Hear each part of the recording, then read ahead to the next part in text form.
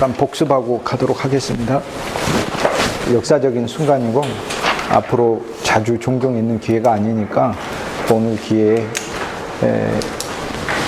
더 뚜렷하고 구체적으로 인식해 두시면 좋을 것 같습니다.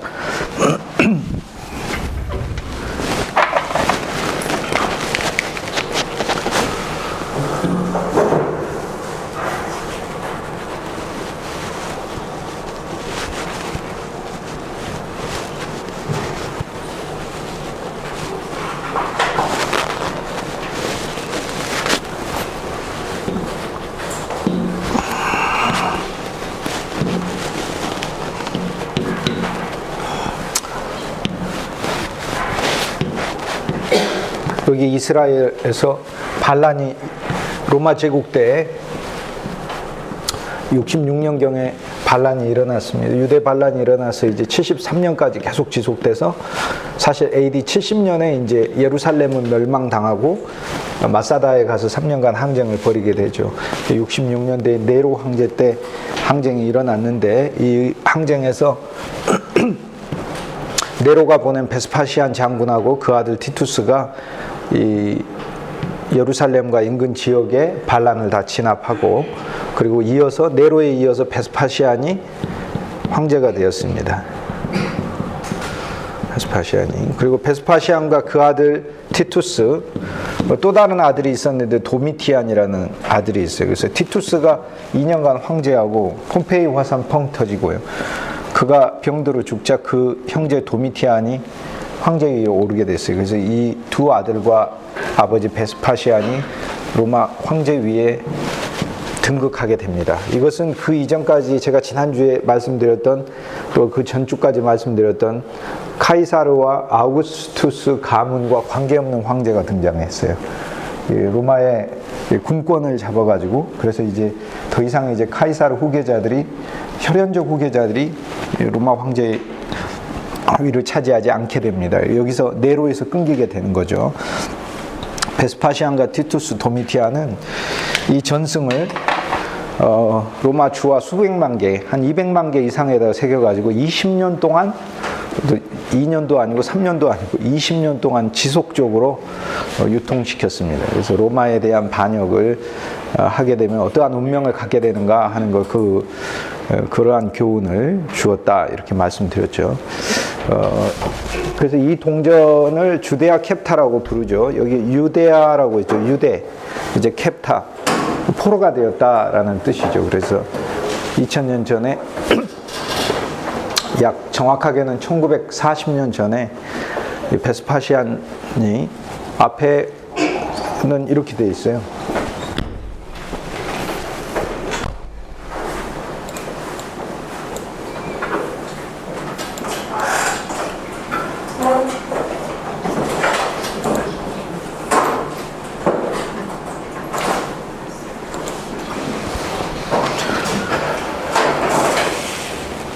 앞부분은 이렇게 되어 있어요. 그래서 IMP, Emperor 이렇게 되어 있고 여기는 여기가 Emperor VES 베스파시아누스 Emperor 카이사르 베스파시아누스 보이시죠? IMP CAESAR Emperor 카이사르 베스파시안누스 아우구스투스.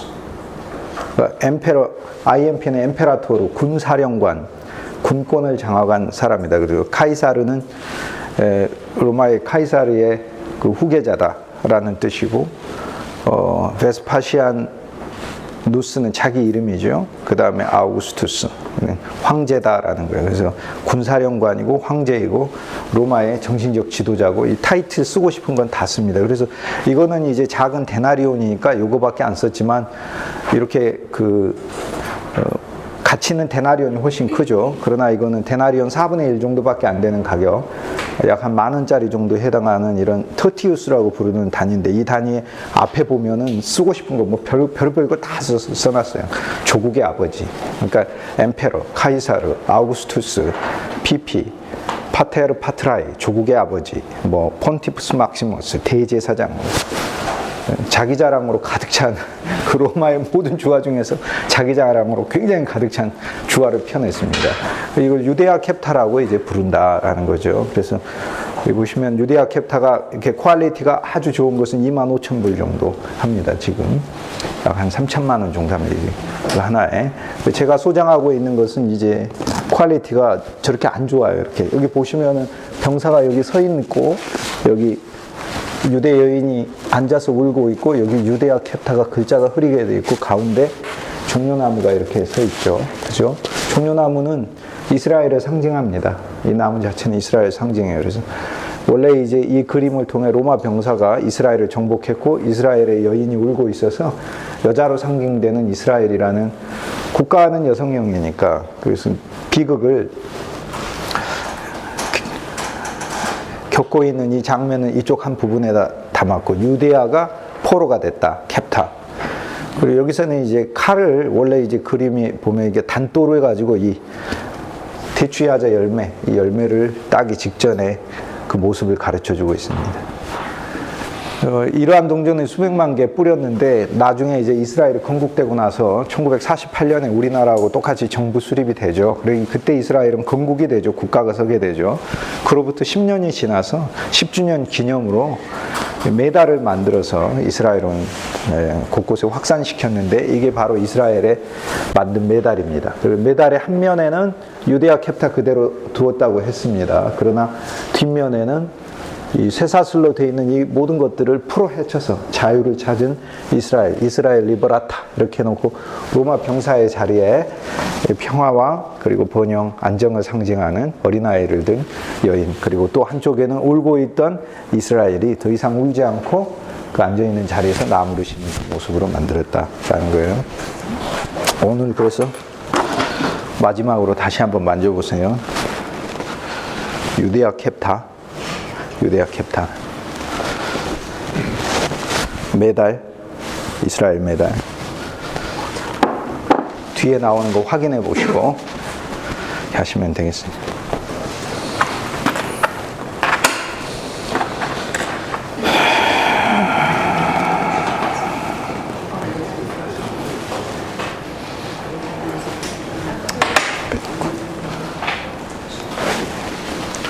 이 동전은 이제 세 번째 동전은, 이걸 제가 보여드리고,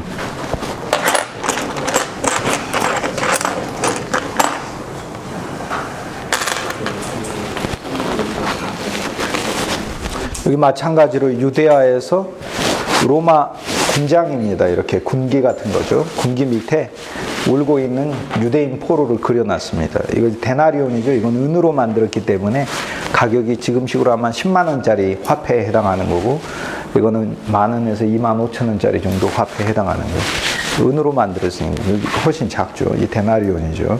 그래서 이 데나리온 뒷면에는 울고 있는 유대아의 포로를 볼 수가 있습니다. 저것도 사실 가격으로 하면 굉장히 비싼 거예요. 그런데 제 거를 보시면 아시겠지만 일부 손상이 심하고 그래서 그 정도 가격이 해당되지는 않습니다. 그래서 뒷면을 확인하셔서 울고 있는 유데아 포로를 보시기 바랍니다. 그리고 이것도 역시 마찬가지인데, 이거는 이제 제가 설명을 그냥 드릴 테니까 보시면서 그 동전이구나 이렇게 확인을 하시면 돼요. 이 동전에는 앞면에는 베스파시안 황제가 이런 모습으로 이렇게 있습니다. 이렇게 있는데, 그 뒷면에는 보면은, 동전 뒷면에는 문장이 이렇게 있고, 로마 군의 문장이 이렇게 있고요. 여기에 방패를 하나 놔두고, 여기 빅토리로 상징되는 로마의 여신이 있어요. 빅토리라는 여신. 빅토리라는 여신이 이 방패에다가 승리, 빅토리, 승리, 로마의 승리를 이렇게 기록하는 동전이에요. 이것도 로마가 승리했다라는 것을 기념해가지고 새기는 겁니다. 로마의 문장에. 이것도 역시 마찬가지로 데나리온입니다. 그 당시 돈으로 10만 원 정도 화폐에 해당하는 거였죠.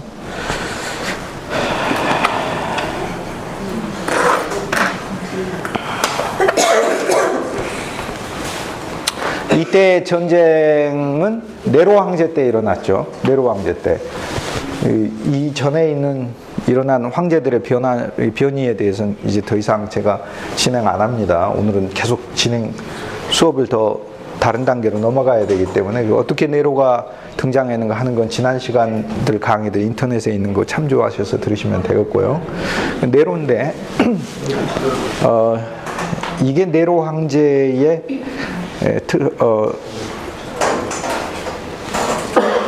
아사리온, 성경에 나오는 아사리온이라 말할 때 그 아사리온입니다. 아사리온이 10개가 되나요? 그러니까 아스라는 말 자체가 우리가 하면은 조금 혼동되는 듯한 이미지가 있는데요. 이렇게 데나리우스라고 하는 드가 10이라는 뜻입니다. 실은 10이에요.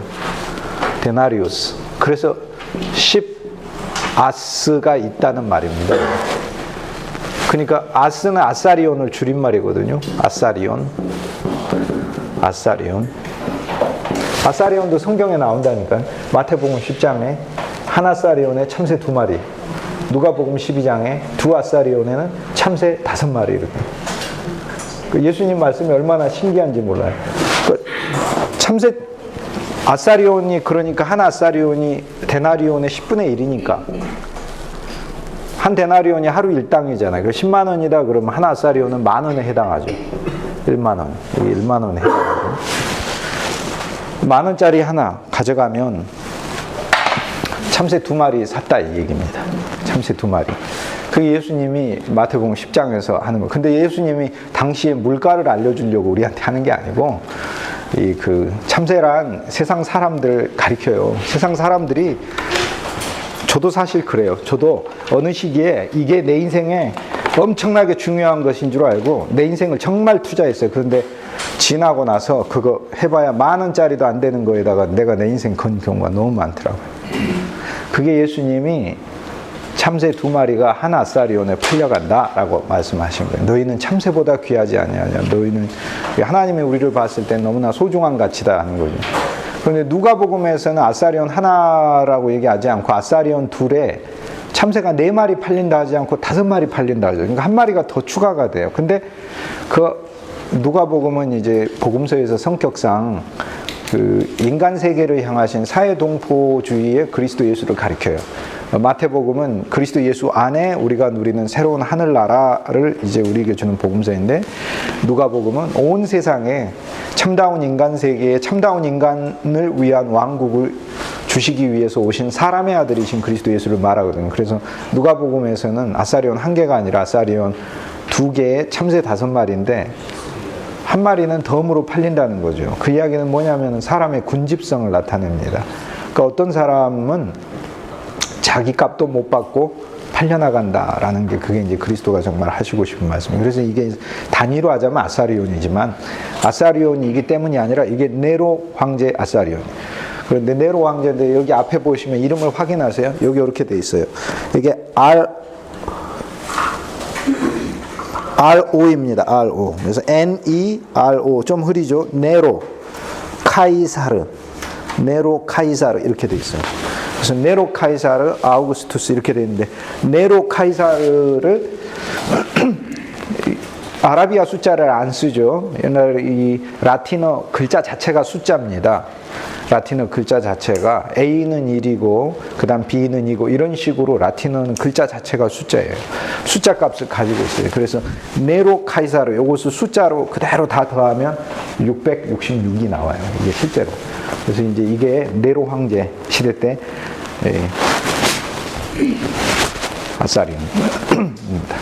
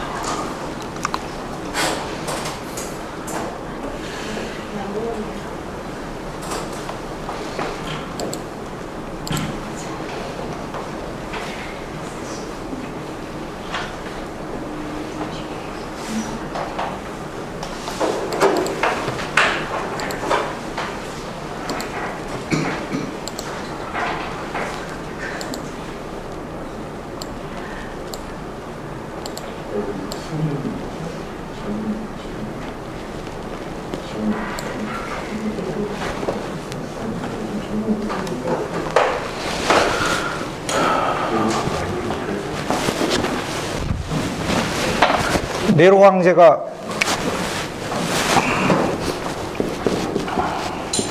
(54년에서 68년까지) AD 황제 위에 있습니다. 그런데 워낙 학정을 일삼으니까 국민에게 그리고 원로원에게 탄핵당해요. 그런데 당시에는 이제 너무나 많은 학살을 자행했기 때문에 네로는 목숨을 부지하기 어려웠어요. 원로원에서 반기를 드니까 네로가 자신의 군대를 불렀지만 군인들조차도 아무도 그의 편에 들어서 서주던 사람이 없었어요. 불러도 아무도 오지도 않습니다. 그래서 이미 자신이 모든 것을 잃어버렸다는 것을 알고 스스로 자결하게 됐죠. 자결하게 되니까 로마의 황제 위를 놓고 이때 네 황제가 1년 동안 황제 위를 돌아가면서 합니다. 사이좋게 모여서 야, 봄에는 네가 하고 가을에는 네가 하고 여름엔 내가 할게 그렇게 한 게 아니라 전쟁을 벌였겠죠. 그래서 제일 먼저 오토 옛날 그 신성 로마 이때로부터 1000년 뒤에 오토 대제 말고 900년 뒤에 오토 대제 말고 그냥 오토라는 로마 장군이 있어요. 오소라고 부르는 로마 장군이 먼저 황제하고 그 다음에 갈바라는 장군이 하고요. 그 다음 비텔리우스라는 장군이 합니다. 그리고 나서 베스파시안이 장군이 되는 겁니다.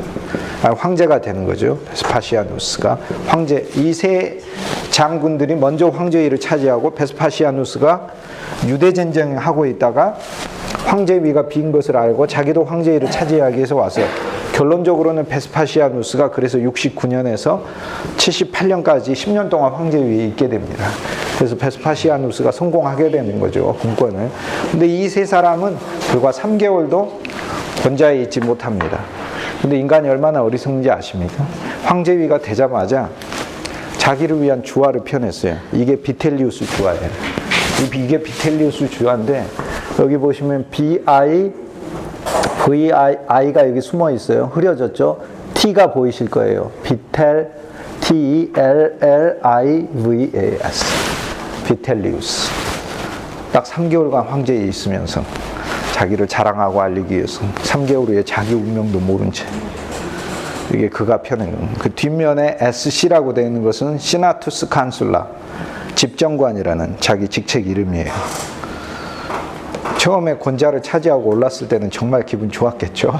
그런데 3개월간 자기 목숨을 잃게 되고 권좌를 내놓게 될 줄을 아무도 몰랐겠죠. 이것이 바로 인간의 사실 본질이에요. 본질. 우리는 뭔가를 얻었을 때 되게 하나님께 감사하죠. 우리도 감사한데 사실 그것을 지나치게 막 자랑하고 즐기는 것도 실은 하나님 별로 원하시는 거 아니에요. 왜냐하면 그 인간이 누리는 모든 것은 이사야 선지자가 얘기하잖아요. 모든 육체는 풀과 같고 우리 사실 육체는 우리가 얻은 성취까지 포함하거든요. 바울이 빌립보서 3장에 육체라고 얘기할 때 뭐 나는 이스라엘 사람 중에 이스라엘 사람, 히브리인 중에 히브리인이요, 베냐민 지파요. 어려서부터 율법이 흠이 없고 가말리엘 문화에서 자란 사람이요, 자기의 배경 출신 이런 것까지 다 있는데 모든 육체는 풀이요. 모든 육체는 풀이잖아요. 들에 있는 꽃과 같잖아요. 그리고 풀은 마르고 꽃은 시드나 하나님의 말씀에 영원히 서 있도다. 그게 이제 헤브라이즘의 근본 정신이라 우리 세상은 무언가 성취하면은 되게 많이 자랑하고 그거에 대하여 물론 감사합니다. 감사하고 대단히 좋은데 그걸 또 지나치게 이것이 영원할 것으로 생각하는 마음 자체가 사실 틀린 거죠. 그래서 이 비텔리우스 동전입니다.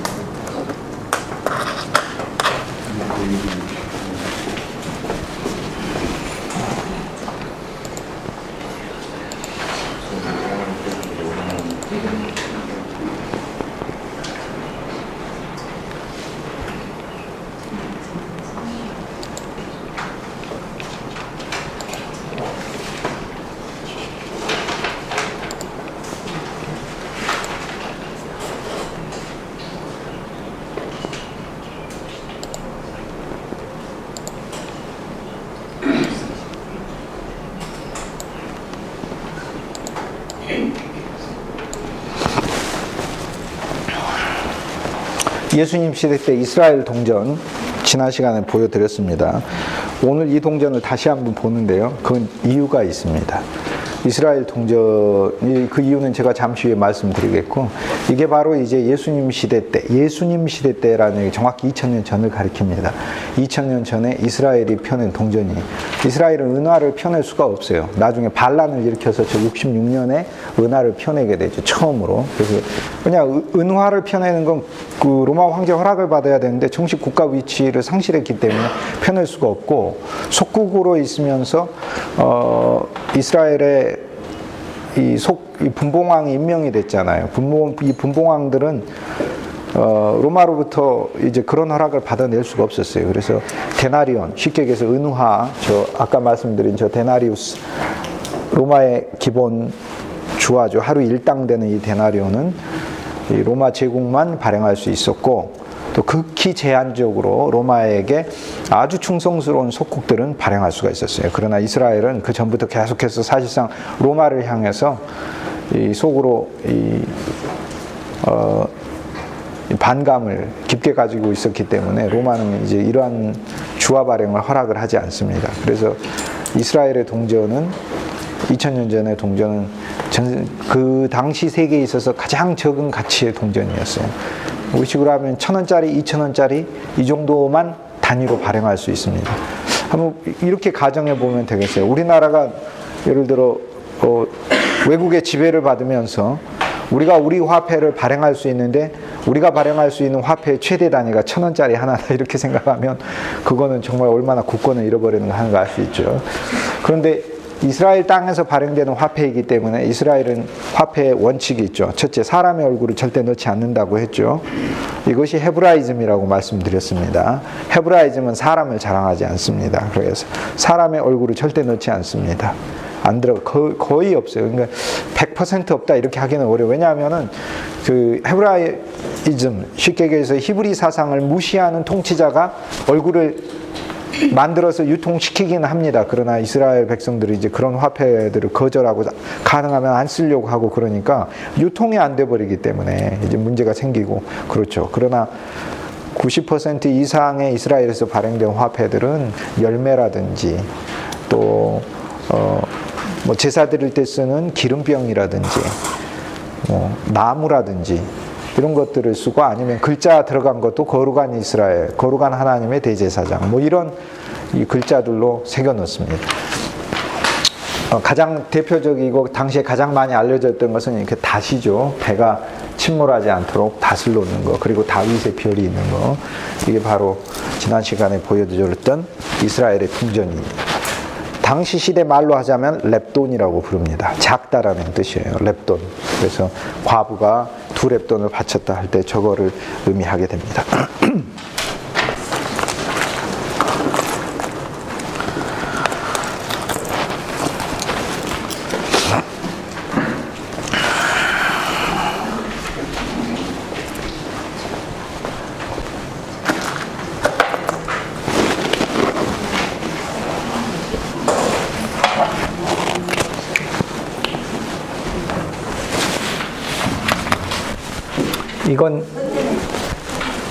이건 조금 전문적인 이야기인데, 우리가 그러니까 이런 이제 정도까지 한번 생각해 볼 필요가 있어서 잠깐 간단히 말씀드려볼게요. 이건 약간 좀 전문적이라고 할 수는 있는데, 뭐 전문적이라는 이야기가 뭐 어마어마하게 어렵고 이해 못한다 그런 이야기는 아니고,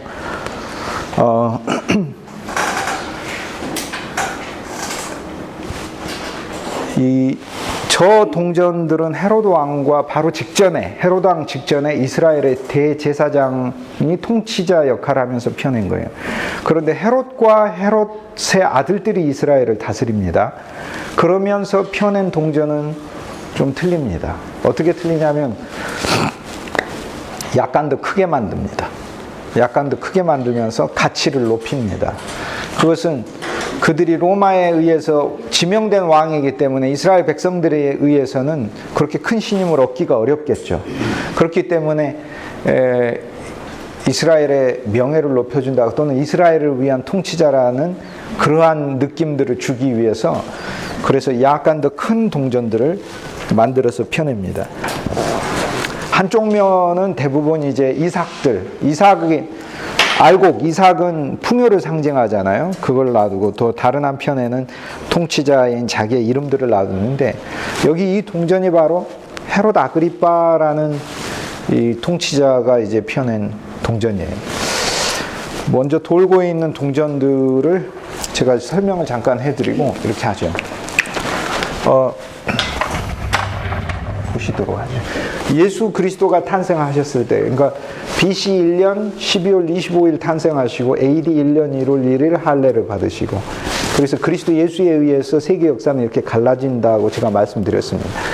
그리스도 예수가 탄생하셨을 때 그때에 이 지역을 다스리고 있던 로마가 임명한 통치자는 헤롯이었습니다. 헤롯. 원래 헤롯의 아버지는 안티파스고, 그 안티파스의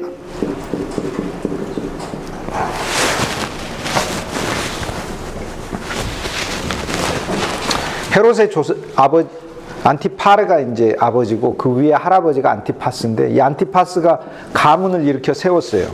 그래서 이들은 이두메아족이라고, 이두메아가라는 말이 에돔이라는 말이고, 더 쉬운 말로 하면 에서의 후손이라는 얘기입니다. 에서는 성경에 보면은 이삭이 두 아들을 낳았는데, 야곱과 에서를 낳았는데, 야곱이 바로 이스라엘족이 되고, 에서는 이스라엘이 아닙니다. 이스라엘 옆에서 살고 있는 에돔 민족이 되는 거죠. 지금은 이제 요르단 가면, 이스라엘 가면은 요르단이 있으면 그 요르단 아래 지역에 살고 있었던 민족이 바로 에돔족입니다.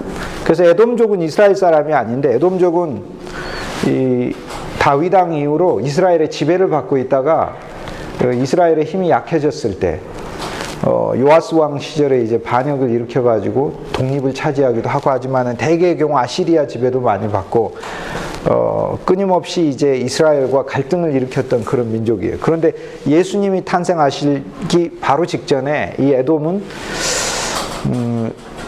로마에 정치적으로 많은 뇌물들을 제공하여 이 지역에 대한 지배권을 받게 됩니다. 그래서 아우구스투스가 이 지역의 통치자로 이 가문을 임명을 해요. 그래서 안티파스는 왕이라는 칭호는 받지는 못했지만 사실상 이 지역의 통치자로서 인정받았어요. 그러니까 안티파르가 죽고 나서 그 아들 헤롯이 이 지역의 왕으로 정식으로 임명을 받습니다. 그때 이제 예수님이 탄생한 거죠.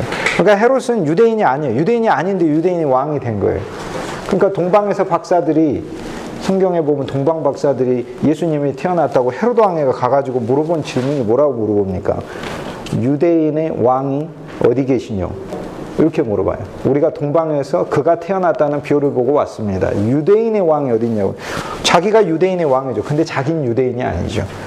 그래서 이제 이 헤롯 가문은 그 점에 대해서 이제 컴플렉스가 실은 있었어요. 그러니까 유대인들은 선민의식이나 자기 내적인 프라이드가 대단하잖아요. 자존감이 뛰어난 민족이죠. 많은 고통을 받았지만 하나님이 선택한, 세계에 있는 수많은 민족 중에서 우린 선택받은 민족이다, 이런 이 자부심을 가지고 있으니까요. 그 이집트인들은 피라미드를 자랑하지만 유대인들은 뭘 자랑하냐면 구약 성경을 자랑해요. 이것이 바로 헤브라이즘인 거예요. 그러니까 우리가 흔히 생각할 때는 피라미드가 더 대단한 것 같잖아요. 그런데 이스라엘은 뭐라고 이야기하냐면은, 이집트인들이 광야에서 피라미드 짓고 있을 때, 기자에 있는 쿠프, 멘크레, 사크레 이런 피라미드 짓고 있을 때, 우리 조상들은 비록 조그만 장막에 있었지만 우리는 하나님의 율법을 우리의 삶에 적용하면서 사는 더 나은 삶을 살고 있었다, 이렇게 얘기해요. 그러니까 우리가 문명으로 생각하면 피라미드를 만드는 게 훨씬 더 좋은 삶이겠지만, 이스라엘 사람들은 이제 그런 관점으로 세계를 보지 않는다는 거예요. 이것이 헤브라이즘이라는 겁니다. 이집트는 나일강의 비옥에서 온갖 풍요로운 것을 다 먹었지만은 이스라엘 사람들이 이제 구약 성경에서 말하고자 하는 바는 우리는 광야에서 하늘에서 내리는 것을 먹었다, 이렇게 얘기를 하거든요.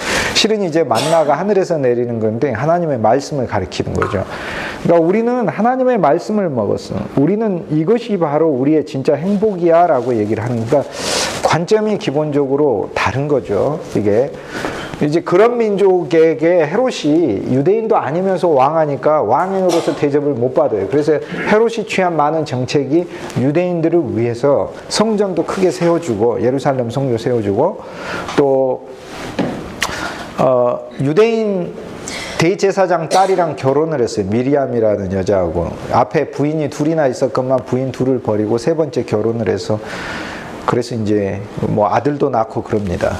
그런데 헤롯이 이제 유대인 부인 미리암이라는 유대인 여자하고 결혼을 했죠. 결혼했지만 그는 유대인이 아니기 때문에 존경을 받지 못해요. 그런데 이 둘 사이에서 어쨌든 아들이 태어나면 어머니가 유대인이니까 헤롯의 아들은 유대인이 되는 거예요. 그 아들이 바로 아리스토볼로입니다. 근데 이 아리스토볼로는 헤롯이 처형해버립니다. 아버지의 권력을 넘봤다는 이유로 이 아들을 굉장히 미워해요. 그래서 이 아들을 처형해버려요. 근데 아리스토볼로에게는 죽기 전에 아들을 하나 뒀는데 이 아들이 바로 아그리빠예요. 아그리빠. 근데 이 아그리빠는 옥타비아누스의 친구, 아우구스투스 황제의 친구 마쿠스 아그리빠가 아니에요. 아그리빠라는 이름이 많은데 그러니까 아그리라는 게 농업이라는 뜻이고 아그리파는 땅을 경작하는 사람은 땅 주인이라는 뜻이거든요. 그러니까 당시에 흔한 이름이에요. 그러니까 마쿠스 아그리파 판테온을 세우고 로마를 정복하는데 아우구스투스와 함께 세계를 누볐던 장군 그 마쿠스 아그리파 말고 그 소위 줄리아의 남편 아그리파 말고 이 아그리파는 헤롯 아그리파라고 부르죠. 헤롯 가문이니까. 헤롯 아리스토볼로가 죽고 헤롯 아그리빠가 헤롯의 손자인데 헤롯 아그리빠는 헤롯이 별로 좋아하지 않죠. 왜? 아리스토볼로 보기 싫은 아들에게서 태어났으니까. 그러니까 영조 임금님만도 못하다 이렇게 얘기할 수 있어요. 영조 임금님은 사도세자는 죽였어도 정조의 왕의 깃틀은 굳건히 다져주려고 힘쓰셨죠. 그런데 헤롯은 안 그래요. 헤롯 아그리빠 이 손자에게 어떠한 지분도 주지 않습니다. 그래서 아그리빠는 이 유대 땅에서 살지를 못하고 로마에 가가지고 거의 거지 소년처럼 삽니다. 우리가 가끔 뭐 TV 뉴스 보면 재벌이 낳은 그 자손들 중에 적자가 아니면은 정말 너무나 어렵고 뭐 거지처럼 생활했다 이런 것처럼 마치 그렇게 생활을 해요. 아그리빠가. 그런데 다른 아들들이 있는데 헤롯에게 낳은 다른 아들이 아켈라오라는 아들이 있어요. 이거는 미리암과의 사이에서 낳은 아들이 아니에요. 다른 부인하고. 그러니까 유대인이 아니에요. 그래서 헤롯 아켈라오가 있고 또 다른 아들은 이제 같은 이름이 많으니까 헤롯을 넣는 겁니다. 헤롯 아켈라오가 있고 헤롯 필립이라는 아들이 있고 또 다른 헤롯 필립이라는 아들이 있습니다. 필립이 둘입니다. 필립 1, 2. 그 다음에 헤롯 안티파스라는 아들이 있어요.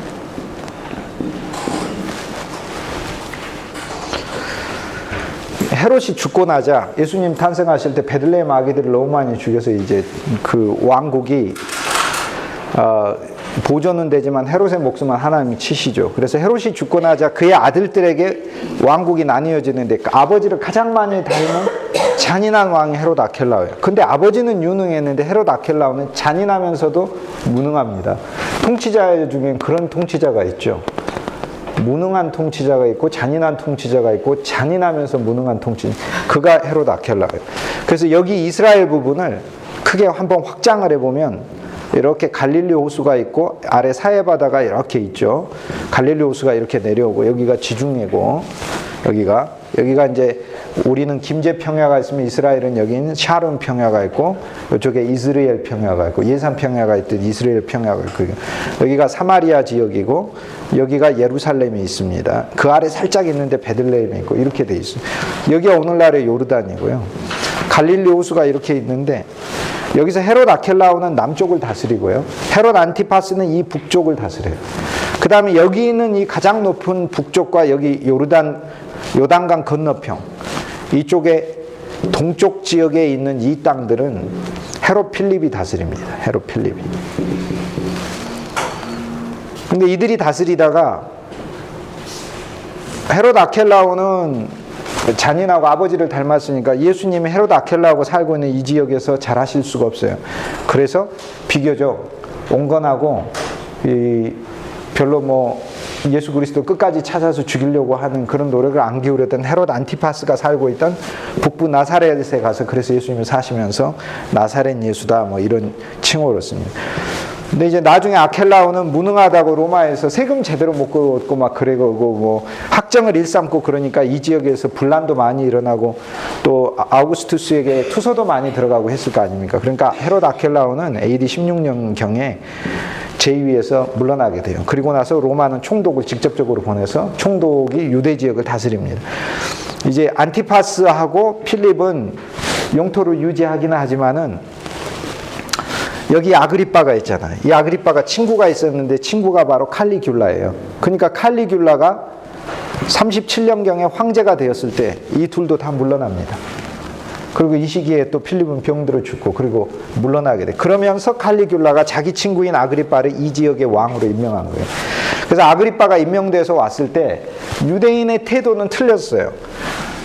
아그리빠에 대해서는 다르게 되어 있습니다. 왜냐하면 아그리빠는 아버지가 아리스토블로고 어머니가 미리암 유대인이기 때문에 유대인 입장에서 아그리빠, 헤롯 아그리빠는 이스라엘 사람으로 보는 거예요. 그러나 이들은 이스라엘 사람으로 안 보는 거예요.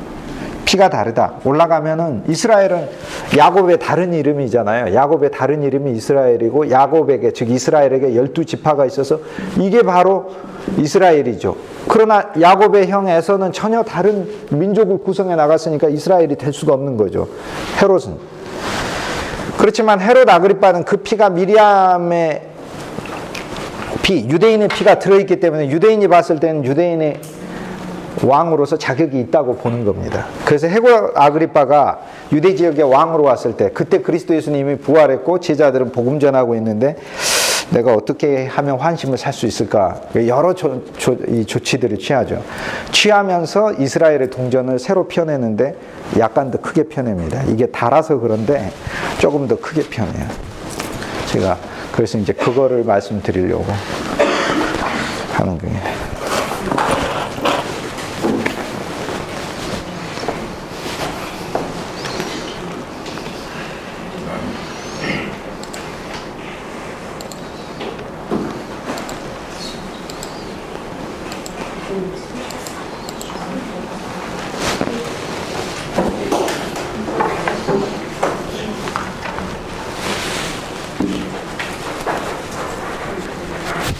성경에서 이제 헤롯 왕이 있을 때 예수님이 태어났다는 이야기들, 그리고 그 헤롯 왕의 아들들, 헤롯 아켈라오도 성경에 나오고 헤롯 필립도 성경에 나오고 헤롯 안티파스도 성경에 나옵니다.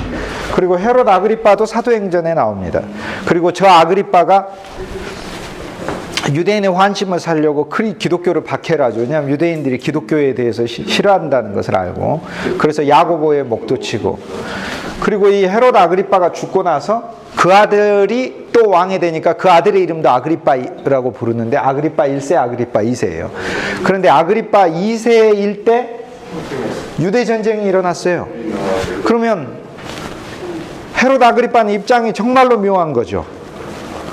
자기의 백성들은 로마를 향해서 반기를 들었는데 자기는 왕이잖아요. 로마 편을 들었겠죠, 당연히. 자기 권력을 위해서. 그래서 백성들이 조직한 그 민병대에 자기는 이제 군대를 2,000명이나 자기를 따르는 이제 유대인과 또 여러 용병들을 구성을 해가지고 로마 편에 서서 유대인의 왕인 사람이 유대 반란을 진압을 했습니다. 그 이후로 이 전쟁의 결과 어찌되었든 로마는 헤롯 아그리빠에게 또 책임을 묻게 하거든요. 통치자였으니까. 헤롯 아그리빠 2세죠. 그때는 이제 68년경에는. 그래서 헤롯 아그리빠는 이스라엘 땅에서 이제 백성도 없는데 왕 노릇을 어떻게 합니까? 더 이상 살지 못합니다. 성경에 왜 헤롯의 이야기들을 많이 넣느냐? 사실 메시지는 심플해요. 헤롯이라는 것은 이름이 영웅이란 뜻이에요. 그러니까 영웅. 우리의 마음속에 우리가 영웅 되려고, 이 세상에서 우리가 영웅이 되려고 하면은 그리스도가 안 살아요, 실은. 이게 사실 성경이 진짜 말하고 싶은 메시지예요. 그러니까 우리가 세상에 영웅되는 삶을 살면 그것은 사실 그리스도를 죽이려고 하는 것이죠. 이제 이것이 이제 우리가 봐야 될 부분 중에 하나입니다. 그게 헤브라이즘의 본류죠. 사상에 우리가 세 가지로 우리가 이야기를 할 수 있는데, 인류 지성사에 영향을 끼친 세 가지 사상들, 지난 시간 제가 잠깐 말씀드렸지만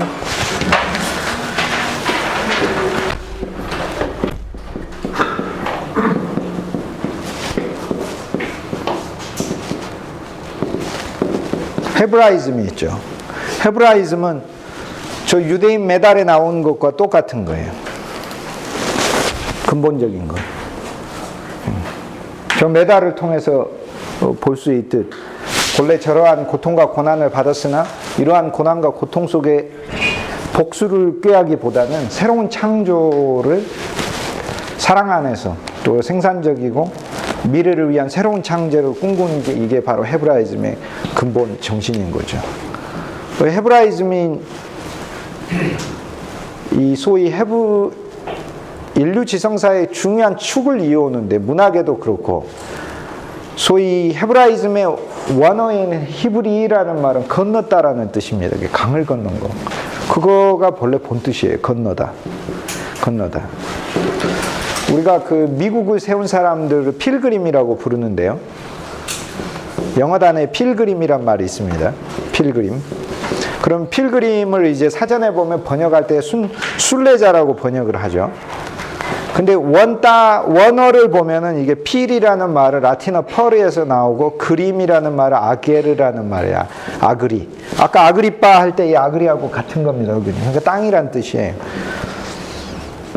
그러니까 이게 땅을 건넌 사람들이라죠. 그러니까 이 땅에서 저 땅으로 건너간 사람들이에요. 그 사이에 뭐 바다가 있든 강이 있든 골짜기가 있든 이 땅에서 이 땅을 건너간 사람들이라는 뜻입니다.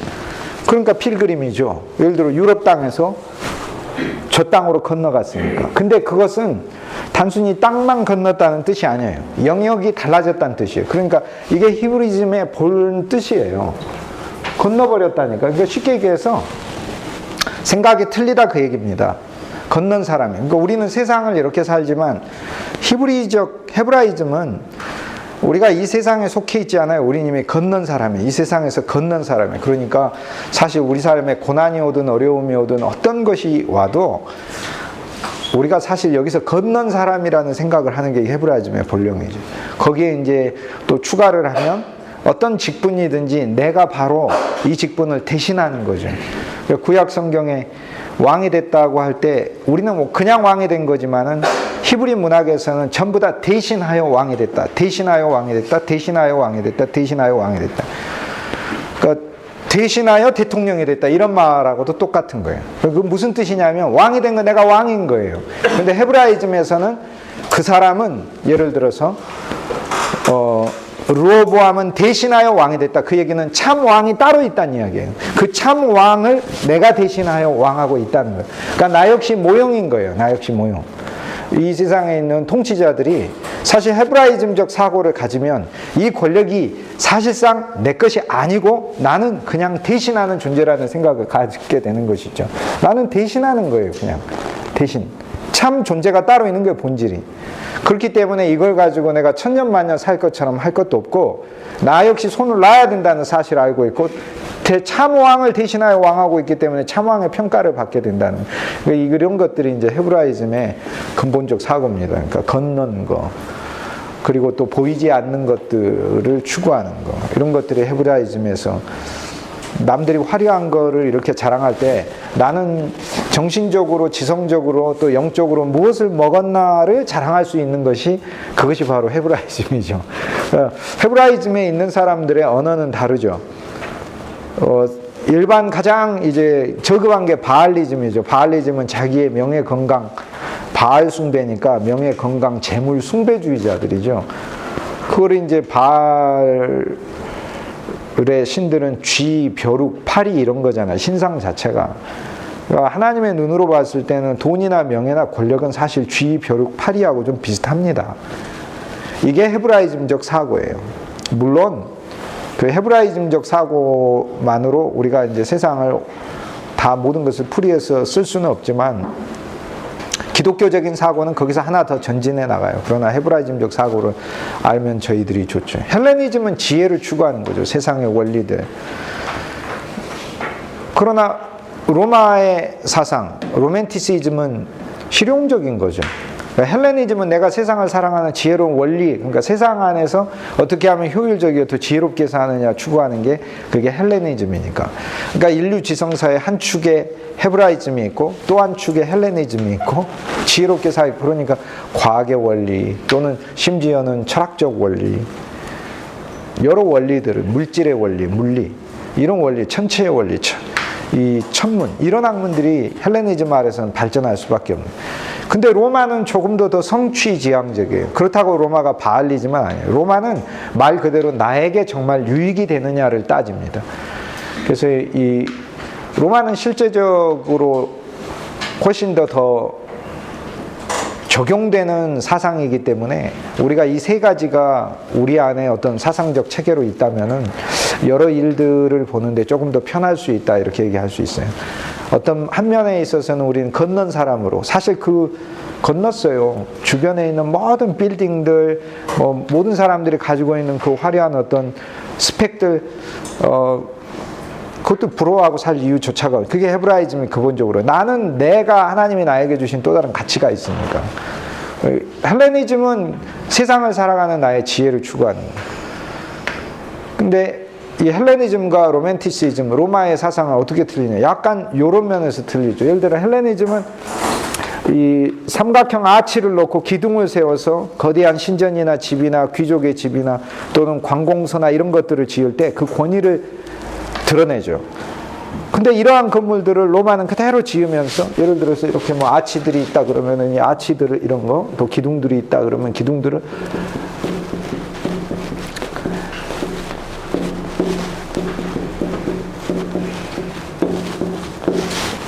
헬레니즘에서는 이것이 정신적 가치를 이야기해요. 형이상학적 가치, 보이지 않는 가치.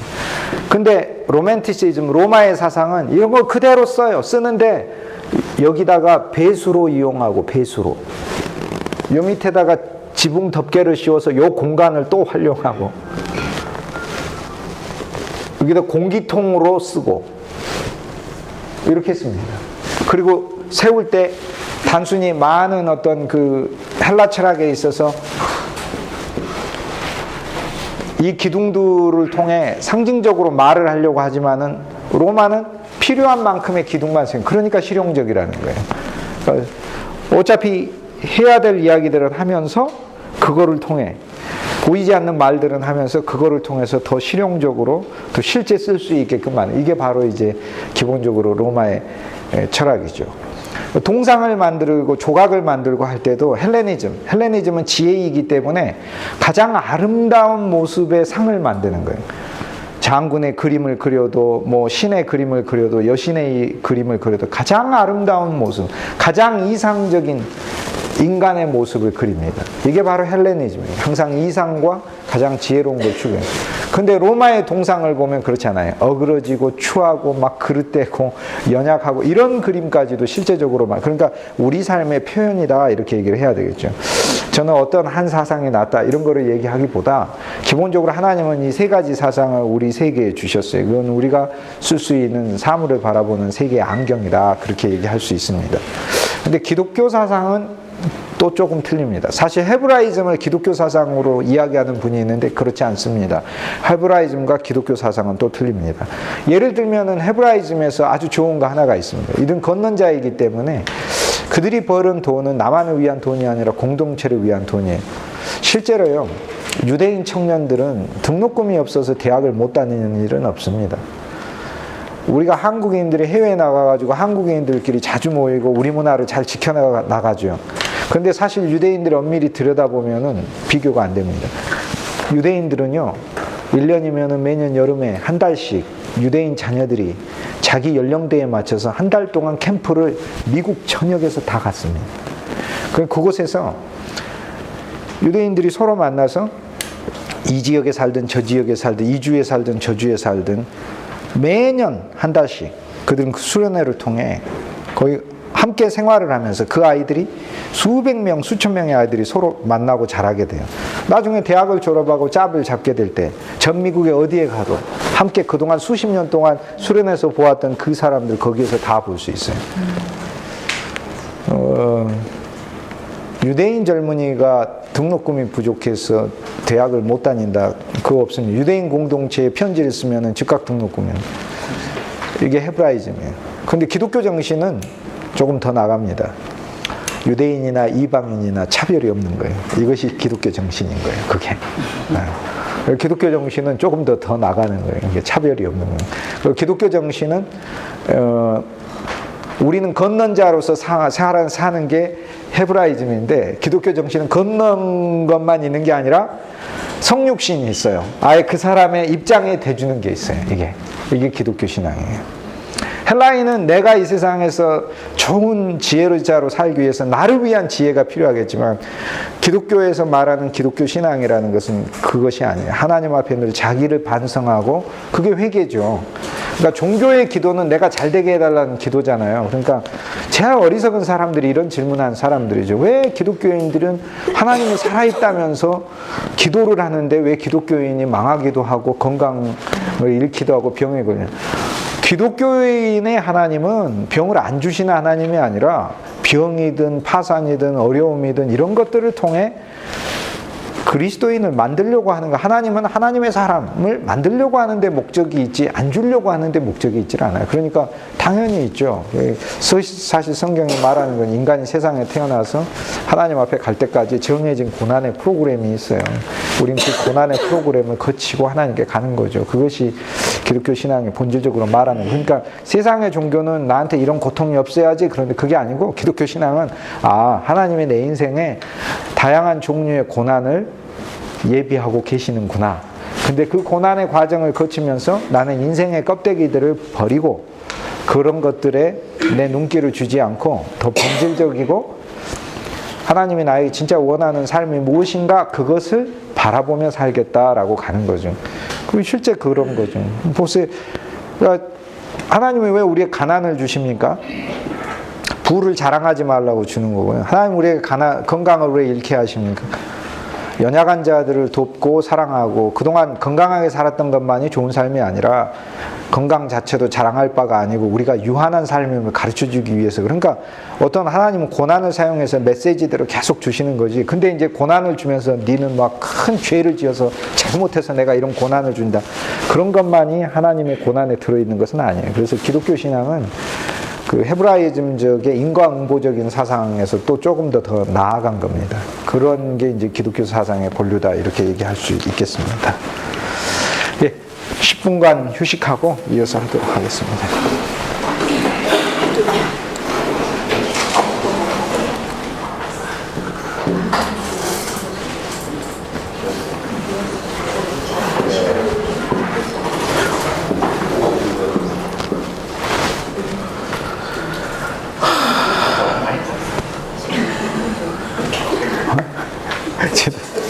게을러져 점점 지도국에 무성해져.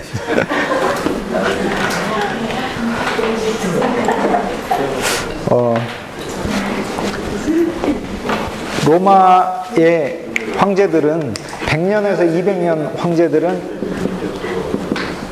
좋은 황제들 시대다, 이렇게 얘기를 하죠.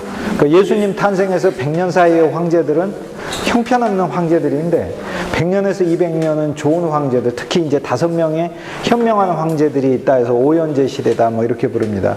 트라얀, 네르바, 안토니우스 피우스, 하드리안, 마르쿠스 아우렐리우스, 뭐 이런 황제들이 100년에서 180년까지 다스리게 돼요. 그래서 이 오현제, 현명한 황제 시대다, 이렇게 불러요. 그런데 200년에서 300년 사이는 아주 대혼란기입니다. 로마의 대혼란기.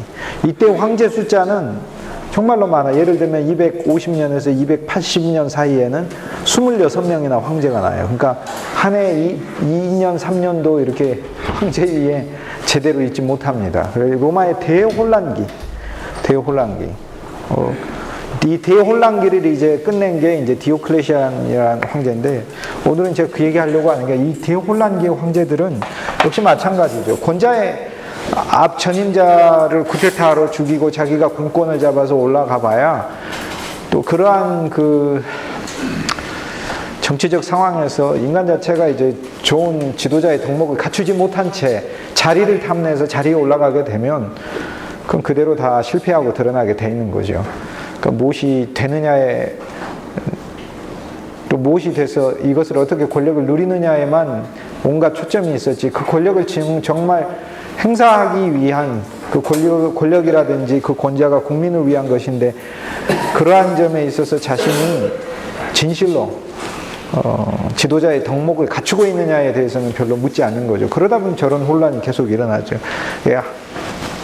오늘 이제 봐야 될 동전 하나가 있습니다. 바로 이 동전인데 아우렐리안 황제예요. AD 270년경의 황제니까 역시 대혼란기의 황제다 할 수 있어요. 근데 이제 세계사에서는 이 조금 세부적으로 문화사적인 측면에 있어서 중요한 역할을 하는 분이에요. 왜냐하면 로마의 화폐 체계를 개혁했습니다. 이때 데나리온을 끝냈어요. 그래서 은혜 이 통치 체계를 끝내고 모든 동전을 총동과 합금으로 이렇게 펴내는데 금을 약간씩 넣는 그런 식의 동전을 펴냈고 아니면 순금 동전을 또 따로 펴내는 이런 방식으로 이원화되는 동전 체계를 만들어요. 그래서 지금까지 내려오던 데나리온, 뭐 아까 제가 말씀 아사리온 이런 체제가 이 아우렐리우스 황제 때 끝나게 됩니다. 근데 아우렐리우스 황제가 펴낸 동전이 있는데 그 동전의 뒷면 앞에는 이제 아우렐리아누스 아우구스투스 이렇게 적어져 있죠. 맨 앞에 IMP 엠페러가 되어 있고요. 그래서 사령관 황제 아우렐리안 이렇게 자기 이름들을 그런 식으로 쓰죠. 그리고 면류관 쓰고 있고 이렇게 왕관 쓰고 있지 않습니까?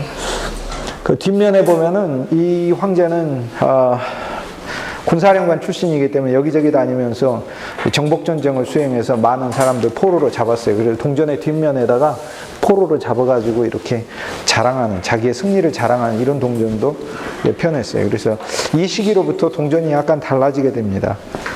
제가 지금 보여드린 동전은 아우렐리안 동전인데 저 아우렐리안 동전에서 저 두 사람을 포로를 잡고 있는 저 동전은 가격 자체도 비싸고 그런 퀄리티의 굉장히 드문 동전이에요. 그래서 제가 저건 가지고 있지 못하고 대신 다른 동전을 가지고 있는데 이 동전은 뒤에 마누라하고 같이 손잡고 이렇게 로마를 다스리고 있다 하는 그런 동전을 가지고 있어요. 그래서 이거를 돌아가면서 보시면 되겠습니다. 그런데 저 동전을 펴내면서 자기 권자를 자랑했지만 불과 로마 황제에 있은 지도 몇 년 안 돼요. 이 유프라테스강 건너서 여기가 유프라테스강이죠. 당시 로마하고 경쟁 관계에 있던 여기 있는 나라는 페르시아라는 나라가 있었어요. 페르시아. 그래서 이 페르시아 지역과 전쟁을 벌이기 위해서 가는 길에 암살당했어요. 병사들에게 굉장히 혹독하게 대했는데요. 조그만 잘못만 해도 가차없이 쳐버렸어요. 아우렐리안 황제가. 그러다 그의 부하 장수 중에 한 명이 어떤 아주 경미한 실수를 저질렀습니다. 그런데 이것을 아우렐리안 황제가 알게 되면은 나는 분명히 처형당한다 이렇게 생각하고 가짜 살생부를 만들었어요. 가짜 살생부를 만들어서 자기와 힘이 있는 장수들의 수십 명의 이름을 적어가지고 그것을 마치 비밀리에 입수한 것처럼 이 동료 장수들에게 그걸 보이면서 우리가 가는 이 길에 아우렐리안 황제가 우리를 처형하려고 이 명단을 가지고 있다는 걸 내가 입수했다. 그렇게 해서 오히려 합세를 해가지고 아우렐리안을 죽입니다. 그래서 이 페르시아 원정길에 암살당해요, 오히려. 자기 운명도 이제 제대로 모른 채 실제로는 자기가 편에서 정복해서 자랑했던 저러한 신세가 되는 거죠. 저러한 신세가.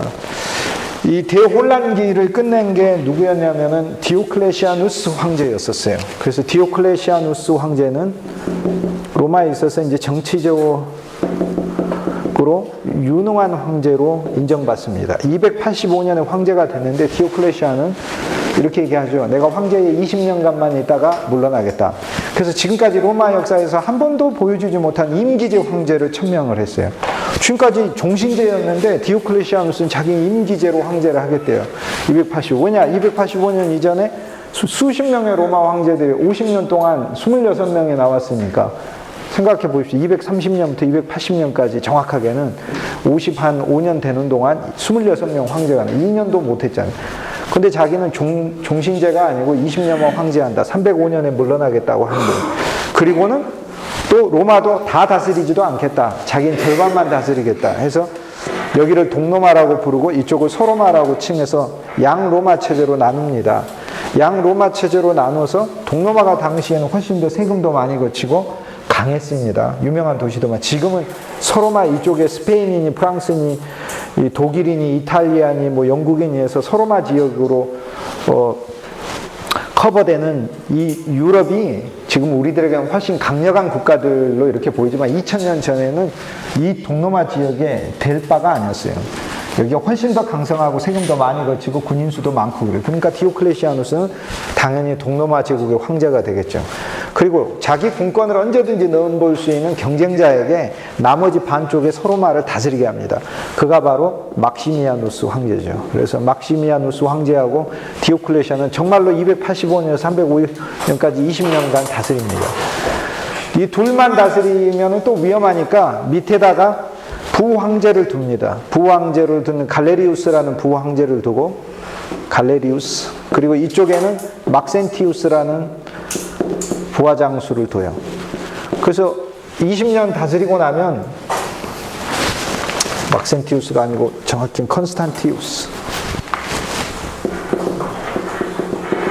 컨스탄티우스라는 이제 부하장수를 부황제로 둡니다. 그래서 20년 하고 물러나면 이렇게 황제위로 오른다는 거죠. 그리고 진짜 물러납니다. 막시미아누스한테도 물러나라고 해요. 그래서 두 사람 물러나요. 305년에 갈레리우스가 황제되죠. 디오클레시안과 갈레리우스는 세계 역사에서 기록을 하나 세우는데 2000년 기독교 역사에 세계 역사에 기독교를 가장 많이 박해한 황제 찾으라 그러면 디오클레시안과 갈레리우스, 이 두 사람이 그런 기록을 세워요. 디오클레시아누스는 정식으로 보고서를 받아요. 로마 제국에 크리스찬이 존재하지 않는다는 보고서를 받게 돼요. 근데 존재하지 않은 게 아니고 숨어버린 거죠. 피신한 거죠. 어쨌든 그가 305년에 물러가고 어디에다가 자기 은퇴 궁궐을 세우냐면은 여기 살로나라는 지역에 와서, 스팔라트 근처에 살로나라는 지역에 와서 여기에 자기의 궁궐을 세우고 은퇴해서 여기서 진짜로 채소밭 가꾸면 삽니다. 로마를 한때 지배했던 최고 지도자가 그냥 여기서 채소밭 가꾸면 살아요. 그리고 정말로 정치에 개입하지 않아요. 만약 개입했다가는 큰 전쟁판이 벌어진다 알기 때문에 끊임없이 개입시키려고 했지만 가지도 않습니다. 여기가 어디냐면 옛날 그 할아버지들이 꽃 들고 다니면서 놀러 다녔던 크로아티아라는 지역이에요. 그래서 아름답다 그러는데 맞습니다. 그 전 유럽이 아름답지 않은 곳이 어디 있어요? 프랑스도 아름답고 스페인도 아름답고 이탈리아도 다 아름답죠. 아름답지 않은 거 한 곳도 없던데 제가 가보니까 다 아름답던데.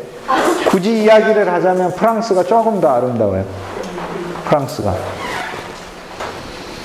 유럽에 있는 사람들이 하나님께, 유럽 속담에 이런 얘기가 있어요. 유럽에 있는 사람들이 하나님께 불평했대잖아요. 왜 프랑스를 조금 더 아름답게 해놨냐고. 불공평하다고. 그러니까 하나님이 그렇지 않다, 나는 공평하다. 그 사람들이 아니다, 프랑스가 조금 더 아름답다 그러니까 하나님이 하신 말씀이 내가 그래서 프랑스인을 거기다가 두었다 이렇게 얘기해요. 그게 무슨 얘기예요? 훨씬 형편없는 인간들이다 이 말이에요. 그 형편없는 인간들이 그 좋은 경치에 살고 있어서 똑같다 그런 얘기예요. 그런 뜻이에요. 그게 이제 프랑스인이 들으면은 정말로 분개할 농담인데 주위에서 다 하는 이야기들이죠. 그런 유사한 이제 농담들이 있죠. 고급형 농담들. 천국은 무엇이냐면, 천국은 이탈리아 사람이 요리사를 하고 영국 사람이 경찰을 하고 그리고 프랑스 사람이 집을 짓고 뭐 이런 게 천국인 거죠. 근데 지옥은 뭐냐면 독일 사람이 경찰하고 있고 영국 사람이 요리사하고 있고 이탈리아 사람이 건축하고 이건 지옥이다 이렇게 되는 거. 정말 안 맞는 그런 식의 이제 비꼬는 이야기들이 조금 있습니다. 그래서 디오클레시아누스와 막시미아누스가 물러나고 컨스탄티우스는 서로마의 황제가 됐어요. 근데 문제가 뭐냐면 305년에 황제가 돼서 1년 만인 306년에 세상을 떠나버려요. 그래서 서로마 황제위가 없어진 거예요. 그래서 이 황제위를 놓고 결국에는 여러 장군들이 다투게 되죠. 이때 디오클레시아누스도 컨스탄티우스가 죽은 것을 알고 개입하지 않아요. 그런데 자기는 은퇴했다 그러면 정말로 개입 안 해요. 그래서 니들끼리 알아서 해라 해서 장군들끼리 알아서 결국엔 결투를 벌여서 컨스탄티우스가 죽고 나니 서로마 황제위를 놓고 두 사람이 다투게 되는데, 하나는 컨스탄티우스의 아들 컨스탄티누스. 우스하고 누스 다릅니다. 우스의 아들이니까 누스예요. 이 컨스탄티누스가 로마 역사에서 몇 안 되는 대황제라는 칭호를 받은 인물이죠. 대제. 이 컨스탄티누스하고 또 한 장군은 막센티우스였어요. 그래서 막센티우스하고 이 둘의 대결로 서로마 황제위가 결정됩니다. 막센티우스는 병사가 19만 명, 컨스탄티누스는 9만 명. 로마의 공수 특전단이라고 할 수 있는 특수부대가 막센티우스는 2만 명이나 더 있었어요. 그러니까 훨씬 더 막센티우스가 유리하죠. 더구나 막센티우스는 로마 인근에서 주둔하고 있으면서 위에서 내려오는 컨스탄티누스 부대를 맞아서 싸우고 있었기 때문에 컨스탄티누스는 여러 면에서 불리했어요. 그런데 전쟁을 312년 10월 29일 날 치르는데, 바로 이 전날 컨스탄티누스는 자기가 믿고 있던 아폴로 신에게 제사 드리기 위해서 제사를 드리고 하늘을 보았는데, 그때 음성이 하나 들리죠. 혹 시그노 빅토 에리스. 제가 이거 일부러 라틴어를 쓰는 이유는 뭐냐면, 라틴어로 써져 있기 때문에 할 수 없어요. 이거는 this, 시그노는 사인이라는 뜻이겠죠. 이 표시로. 빅토는 쉽잖아요. 승리자란 말이고, 에리스는 you are라는 말이니까 이 표시로 너는 승리한다 라는 뜻이에요. 근데 어떤 표시냐면은 이 표시였어요. 이렇게. 이거는 뭐냐면은 헬라어, 즉 헬라어의 크리스토스라는 뜻입니다. 이게 CH고요. 이게 R입니다. P가 아니고 R입니다. S고 TOS. 크리스토스예요. 이게 I고 크리스토스. 그래서 앞에 두 글자, 우리가 어떤 그 정치단체 보면 앞에 두 자 따가지고 이렇게 무슨 사모 뭐 이런 식으로 붙이죠. 사랑하는 모임 사람들 이렇게 붙이잖아요. 이렇게. 그러듯이 그리스도의 이름도 줄여서 불렀어요. CHR 이렇게. 그래서 이 두 이름을 합쳐가지고 이렇게 썼습니다. 이렇게. 이런 방식으로. 이 표시를 보고 콘스탄티누스는 자기의 9만 명의 병사들의 이 병기에다가 그 다음에 문장을 만들어서 막센티우스와의 전쟁을 치르죠. 그리고 이 전투가 밀비안 전투라고 로마 역사를 바꾸는데, 이 전투에서 승리하면서 소로마의 황제가 되고, 소로마의 황제가 된 다음에 불과 7, 8년 후에는 동로마 지역까지 다 통합시키게 돼서 통일 로마 제국의 황제가 됩니다. 그동안 로마 황제가 그렇게 많았는데 컨스탄티누스가 로마 황제가 된 게 뭐가 중요하냐? 제일 첫 번째, 최초의 기독교인 로마 황제가 등장한 거예요. 그러니까 컨스탄티누스 바로 그 직전에 디오클레시안과 갈레리우스 때는 기독교가 없어졌다 했는데 없어진 게 아니고 갑자기 기독교인 황제가 등장했어요. 기독교는 이때부터 박해가 중지됩니다. 그뿐 아니라 기독교적인 정신으로 컨스탄티누스는 제국을 다스립니다. 예를 들면 가장 대표적인 것이 7일의 하루를 의무적으로 쉬게 하죠. 그래서 세계 역사에서 최초로 일요일날 쉬게 하는 이 체제를 컨스탄티누스가 도입합니다. 그래서 오늘날도 우리가 일요일날 쉬게 하는 거죠. 그리고 사형제도를 급격히 사형에 해당하는 개선시켰어요. 사형에 해당하는 죄목이 200몇 개가 있던 거를 줄여서, 그러니까 뭐 조금만 해도 다 사형시켜버려요. 그래서 사형에 해당하는 죄들을 극히 극소수에서 인명을 중시 여기고, 그리고 전에 사형제에 해당되었던 사람들은 중노동이나 광산이나 이런 곳으로 보내고, 그리고 검투 경기를 중지시켰어요. 검투 경기는 정말 칼로 사람을 죽이는 경기, 그거를 중지시키고, 그리고 본인이 크리스찬이었는데 세례는 죽을 때 받았습니다. 왜냐하면 세례가 모든 죄를 용서받는 거다고 생각을 해서 죽을 때 받아야 모든 죄를 용서받는다 이렇게 생각했어요. 성경에는 이렇게 되어 있어요. 내 믿음대로 될지어다 이렇게 되기 때문에 우리가 세례를 물론 세례는 내 죄를 씻는 주님의 놀라운 예식이죠. 근데 죄만 씻는 게 아니라 뭐 내가 그리스도와 함께 죽은 예식인데, 그러나 세례 때 내 죄도 씻긴 받습니다. 근데 정말 내 믿음대로 되니까 내가 일생 지었던 죄들을 죽을 때 세례 받아서 사함 받는다 그러면은 그때 받는 거고, 내가 젊어서 세례 받으면서 내 평생의 죄를 주님이 씻어주시는 거다 하면 내 믿음대로 되는 거예요, 정말. 그러니까 정말 죄가 미래에도 남아있지만 하나님의 눈에는 나를 의로운 존재로, 내가 씻겨진 존재로 보시는 거예요. 그게 하나님의 시각이에요. 그러니까 세례는 죽을 때 받을 필요가 없는데 그게 컨스탄티누스의 믿음이어가지고 뒤늦게 받았어요. 컨스탄티누스가 그래서 통일 로마제국의 황제가 되고, 그리고 나서는 수도를 옮기게 되죠. 어디로 옮깁니까? 그래서 컨스탄티노플이라는 오늘날의 이스탄불로 옮기게 되는 거죠.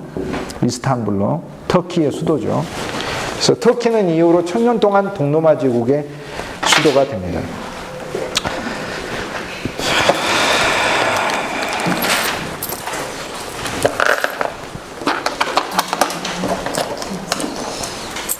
지금 나누어드리는 동전은 컨스탄티누스 대제의 동전입니다. 컨스탄티누스 이렇게 되어 있습니다. 앞에 엠페러 들어가 있던, 끝에 아우구스투스가 들어가 있던, 누스 AUG잖아. 아우구스투스 들어가 있잖아요. 그러나 이름은 컨스탄티누스, 이렇게 알 수 있게 쉽게 되어 있어요. 이 동전은 제가 소장하고 있는 동전 중에 하나인데, 확대해 보면은 머리카락까지 자세하게 이렇게 되어 있습니다. 사이즈는 작지만 여기 나와 있는 이 모든 여기 이 그림은 전부 다 컨스탄티누스 대제의 동전입니다. 한 사람입니다. 컨스탄티누스 동전 대체 어떻게 이렇게 많습니까? 황제 위에 312년부터 337년까지 25년 동안 황제에 있었고, 그리고 로마에 그 이전에는 그렇게 길게 하는 황제가 드물었잖아요. 그래서 25년 동안 황제에 있으면서 로마의 안정을 구가 다시 한번 재현했기 때문에, 물론 모든 경제적인 문제들을 다 해결한 것은 아닙니다만, 그래서 그 시기에 발행되었던 주화들이 황제가 한 사람으로서 계속해서 25년 동안 발행되었으니까, 그러니까 근대까지, 현대에 이르기까지 많이 남아 있습니다. 그래서 이것들을 보시면서 이건 제가 나눌 수 중에서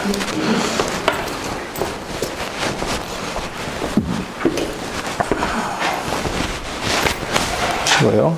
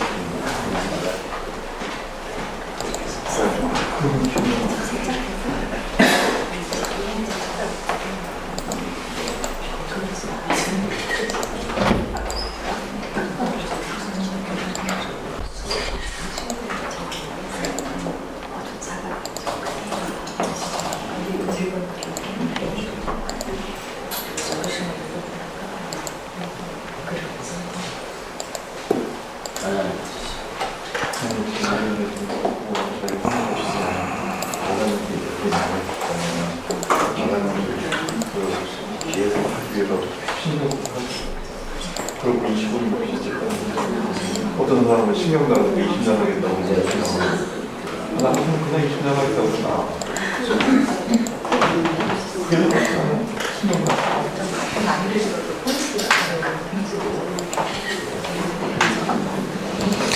컨스탄티누스 대제의 동전 뒷면에 보면은 이런 그림들이 있는 걸 보실 수 있을 거예요. 자, 이건 뭘 이야기하냐면은 이제 성이죠. 로마 제국으로 상징되는 성이죠. 견고하게 이렇게 지키는 로마의 안정된 로마를 이제 메시지로, 이런 상징의 메시지로 이야기를 하고 있습니다. 그 다음 여기 있는 글자는 프로비덴티아, 섭리라는 말입니다. 그러니까 하늘의 섭리가 로마와 함께 한다라는 거예요. 컨스탄틴 대제가 되면서부터 동전에 나오는 글자와 문양이 달라지게 됩니다. 그리고 아우구스투스 카이사르 이렇게 되어 있고요. 밑에는 이제 동전을 주조한 장소이고, 이건 로마의 군장, 군대의 깃발이죠. 그 군장과 로마 병사들 2명이 있는 그런 그림이고요. 그리고 컨스탄틴 대제 이후로 바로 이런 동전이 등장합니다. 이 동전은 바로 아까 키로 사인이죠. 키로 사인이 있는 동전을 넣기 시작하고요. 그리고 컨스탄틴 대제 때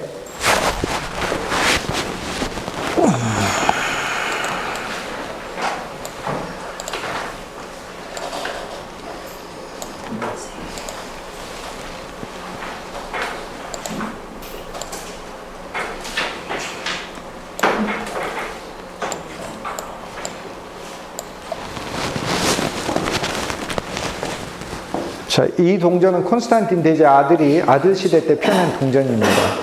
아까 콘스탄틴 대제가 전쟁을 이길 때 봤던 그 환상이 저 글씨를 받았죠. 혹 시그너 빅토 에리스. 그래서 동전의 뒷면에 하나님이 승리의 여신을 보내 콘스탄틴 대제 황제에게 면류관을 씌워주는 그 그림을 놔두고 여기 보면은 HOC 혹 시그노 빅토 에리스라고 써져 있어요. 이게 바로 콘스탄티누스 대제가, 그러니까 우리가 전설이나 이렇게 단순한 옛날 이야기처럼 알려져 있던 그 이야기가 우리는 그렇게 생각할지 모르면 그 시대 때는 실제로 수백만 개의 동전을 통해서 로마 제국 전체에 콘스탄티누스가 하늘에서 하나님의 음성을 듣고 이렇게 황제가 됐다라는 걸 동전을 통해서 다시 한번 펼쳐 보이기 시작합니다. 그래서 이것이 기독교 로마 제국이 됐다는 결정적 증거예요. 십자가는 무엇이냐? 기독교의 상징 아닙니까? 이때 십자가는 기독교 상징이 아닙니다. 여전히 십자가 처형이 있었기 때문에. 그러나 콘스탄티누스 대제는 십자가 처형을 이때 중지합니다. 십자가로 죽는 일을 없게 합니다. 너무 잔인하잖아요. 못 박아갖고 계속 고통 속에서 죽게 하니까. 그래서 그렇게 죽게 하는 일을 없게 하고, 십자가는 그 이후로 한 100년 정도 이렇게 지나서 비로소 기독교의 대표적인 상징으로 등장합니다. 그러니까 예수님 탄생하시고 초기 300년 동안은 십자가가 기독교의 상징이 아니라 저 키로, 여기 나오는 군대의 문장도 이렇게 돼 있잖아요. 키로. 이게 바로 기독교의 상징이었어요. 그리고 여기에 혹 시그너 빅토 에리스란 글자 이름을 새겨 넣습니다.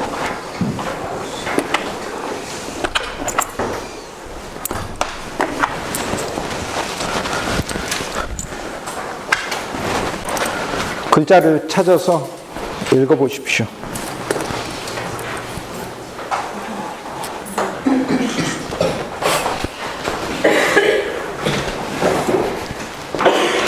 그리고 뒤에 키로 사인이 되어 있는 콘스탄티누스 대제 이후의 동전들입니다. 이것이 바로 기독교 로마 제국으로 바뀌었다는 결정적인 증거가 되는 거죠. 그리스도 예수의 이름을 넣어가지고 만든 1700년 전의 동전들입니다.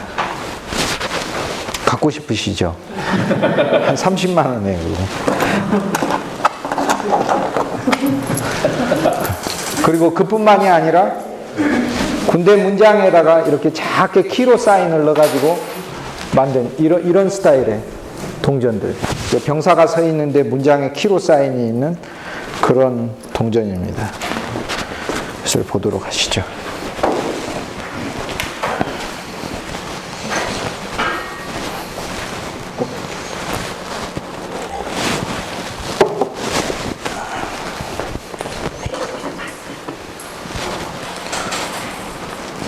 십자가가 등장한 동전은 로마 황제들이 AD 400년경, 그러니까 콘스탄티누스 대제 이후로 한 5, 60년 정도 지나서야 십자가가 들어간 동전을 발행하기 시작합니다. 그때는 이제 기독교는 로마의 국교가 됩니다. 그러면서 로마의 동전에서 드디어 우상이 사라지게 됩니다.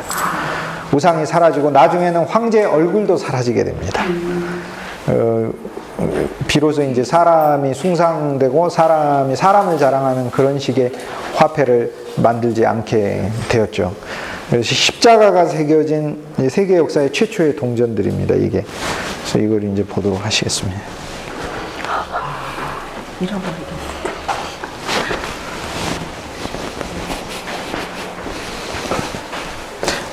제 강의가요. 강의를 듣는 분들을 보통 신뢰하지 않으면 할 수 없는 강의예요. 사실 제가 늘 기쁨을 유지하는데 YMCA에 올 때마다 이번 학기 왠지 모르게 약간 마음이 물론 여러분을 믿지만 제가 그렇다고 가서 일일이 개수 다 세어볼 수도 없고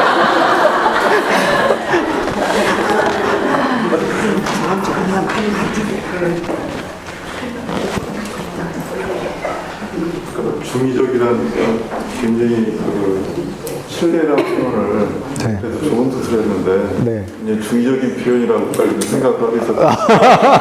갑자기 이렇게 추가하다 보니까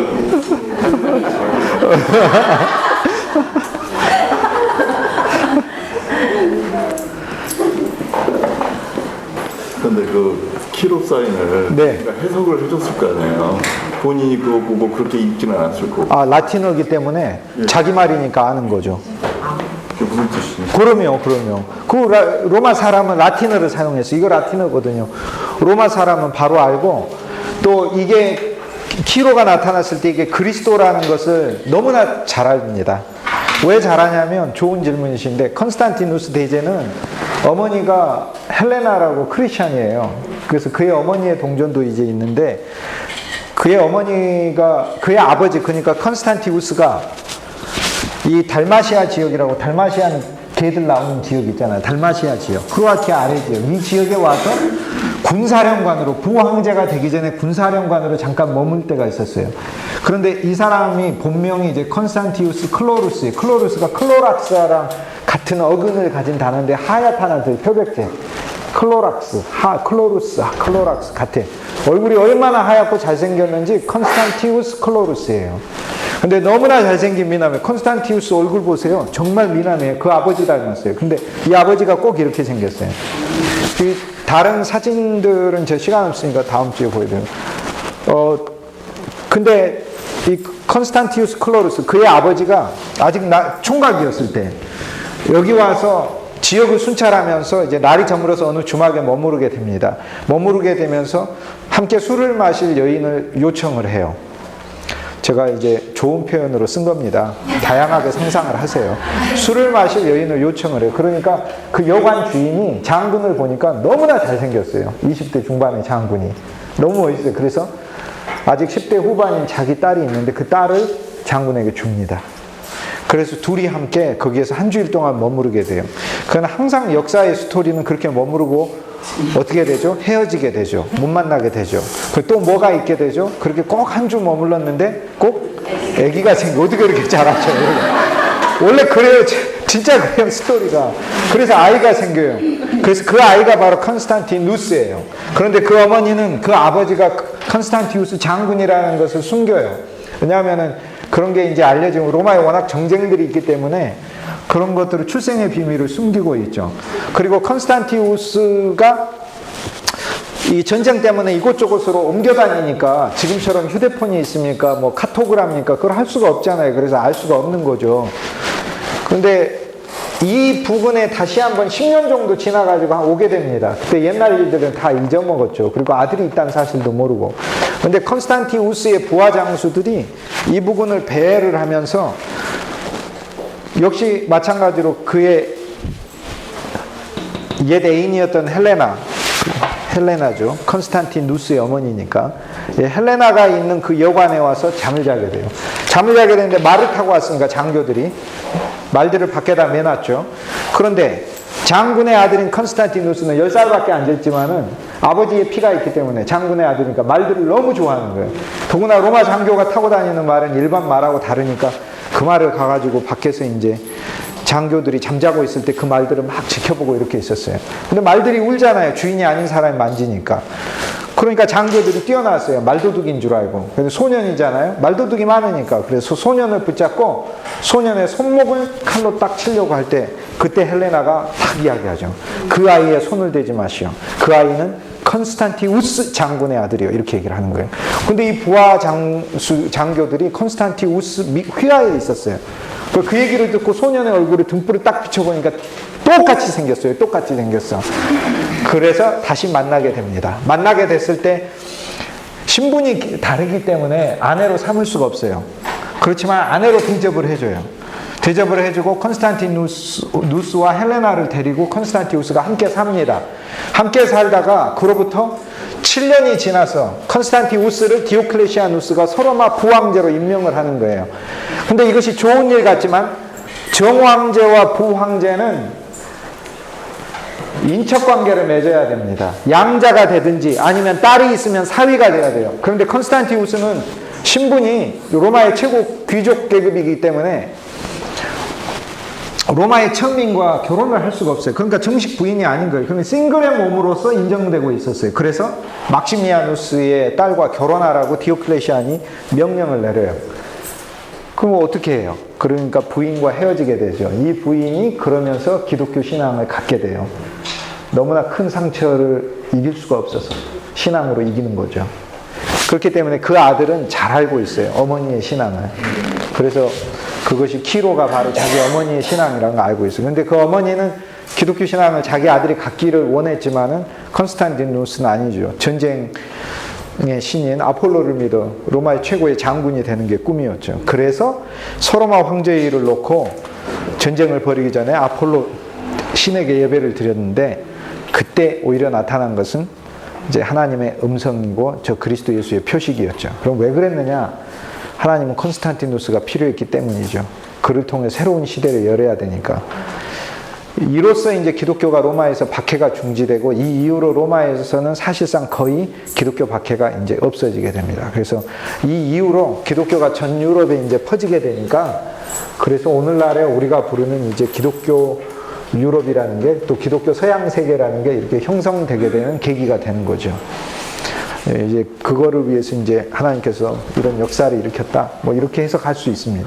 또 오늘날 우리가 알 때는 이제 이런 이야기들이 그냥 과거의 한 이야기다 이렇게 생각하지만 그때는 실제로 컨스탄티누스는 이것이 자기 체험이었기 때문에 이것을 동전으로 표현해서 만들어서 수백만 명의 수천만 명의 로마 제국에 있는 사람들이 이걸 가지고 통용하고 물건 사면서 늘 보도록 하고 아버지는 아들에게 이런 이야기들을 해주고 그렇게 되는 거죠. 기독교 로마 제국의 시대를 열었다. 그래서 동전은 이런 방식으로 바뀌게 됩니다. 그래서 우리는 똑같은 로마 제국이지만 1세기 때의 황제들의 동전, 그리고 지금 세기 때의 황제들의 3세기, 4세기의 황제들의 동전, 이렇게 참으로 다르다는 것을 알 수 있게 되는 거죠.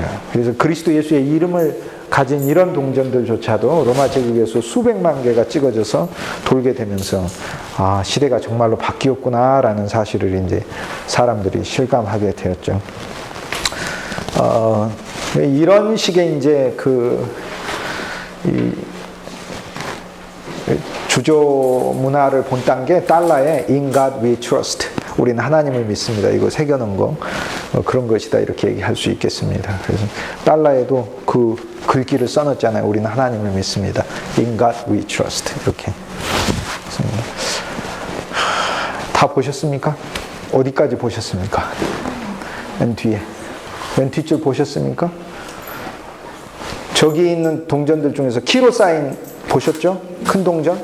키로 큰 동전 보셨습니까? 키로 큰 동전. 십자가 동전도 네. 보셨습니까? 보셨죠? 그리고 이 혹 시그노 빅토에리스 이 동전도 보셨죠? 그죠? 컨스탄티누스 대제 얼굴 나오는 이 동전도 보셨을 테고 우리가 생각하는 것 이상으로 정말로 그 주조 기술이 아주 뛰어나고 당시에 어느 정도까지 이게 화폐 제조 그런 공법이 발전되어 있었는지 하는 것들을 알 수 있습니다. 오늘 강의는 제가 이제 여기까지 해야 될 것 같은데요. 오늘 강의를 통해서 우리는 이 역사가 이게 로마 시대에 있어서 300년대에 접어들면서 또 새로운 시대로 바뀌는 걸 배웠고 또 그 새로운 시대로 바뀌면서 인간이 필수적으로 사용해야 하는 돈이지만 그 돈 속에 보이지 않는 그런 가치들을 넣으면서 드디어 이 헤브라이즘과 헬레니즘과 그 다음에 로맨티시즘과 그리고 기독교 사상이 이 통합이 돼가지고 사회 속에서 이제 표현되고 있는 그러한 모습의 동전을 보았습니다. 지금 돈도 역시 마찬가지로 보이지 않는 나의 표현이 되겠죠. 우리 현대의 돈들도 우리가 돈을 사용하는 데 있어서 나의 자랑이나 나의 표현만이 되는 게 아니고 보이지 않는 창조주 그분을 표현하는 그런 돈이 될 때 진짜 돈의 가치가 이렇게 들어있는 거 아닌가 그렇게 생각해 봅니다. 한 치 앞도 모른 채 자기의 성취를 자랑하고자 하는 게 그것이 인간 본성인 것을 알면 오늘날 하나님이 나에게 주신 것들에 대해 너무 내가 이것들에 기대고 신뢰하고 그렇게 살아야 될 필요도 없고 또 지금 내가 없다는 사실 때문에 내가 뭐 너무 그렇게 뭐 비관적으로 내 삶에 절망하고 그렇게 살 이유도 없고 그러니까 모든 것에 대하여 한번 걷는 자로 이렇게 살고 더 고귀한 가치들 이렇게 생각하고 살고 하는 그런 게 중요하지 않나 이렇게 저는 스스로 다짐을 해봅니다. 오늘 어쨌든 같이 해주셔서 감사드리고요. 좋은 시간 됐기를 바라겠습니다. 다음 주에 뵙도록 하겠습니다. 저는 사실 유치원 때부터 유치원